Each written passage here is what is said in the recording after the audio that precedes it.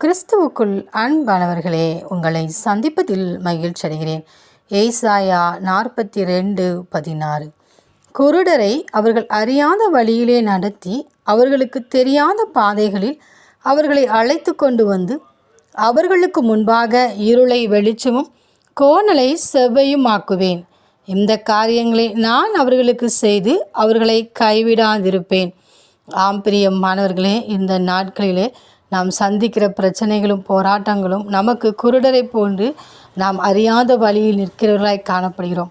ஆனாலும் நம் தேவனாகிய கர்த்தர் நம்மை அழைத்து கொண்டு வந்து நமக்கு முன்பாக இருக்கிற இருளை அவர் வெளிச்சமாக்கி கோணலை செம்மைப்படுத்துகிறார்.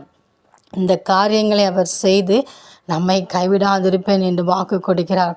ஒவ்வொரு நாளும் நாம் நம் தேவனாகிய கர்த்தரையே நினைத்து துதித்து அவருடைய பாதத்திலே காத்திருக்கும் போது நம் தேவனாகிய கர்த்தர் நமக்கு எல்லா காரியங்களும் அவர் செய்து, நான் உனக்கு இருக்கிறேன், நான் உன்னை கைவிடவில்லை என்று சொல்லி ஒவ்வொரு நாளும் நம்மை ஆற்றி தேற்றி அரவணைத்து நடத்துகிற பரம தகப்பனாய் இருக்கிறார். இன்னும் நாம் சந்திக்கிற பிரச்சனைகளாக இருக்கட்டும், போராட்டங்களாக இருக்கட்டும், அத்தனைக்கும் நடுவில் தேவனாகிய கர்த்தரை துதித்து அவர் ஒருவரையே பற்றி கொண்டிருப்போம். அப்பொழுது இன்னும் இருக்கின்ற எல்லா இருள்களையும் மாற்றி தேவனாகிய கர்த்தர் வெளிச்சத்தையும் ஆரோக்கியத்தையும் சந்தோஷத்தையும் நம் வாழ்வில் கட்டளையிட்டு தருவார். அந்த தேவனின் அன்பு கரங்களை நாம் பற்றி கொண்டு அவரோடு கூட வாழ்வோம். ஆமேன்.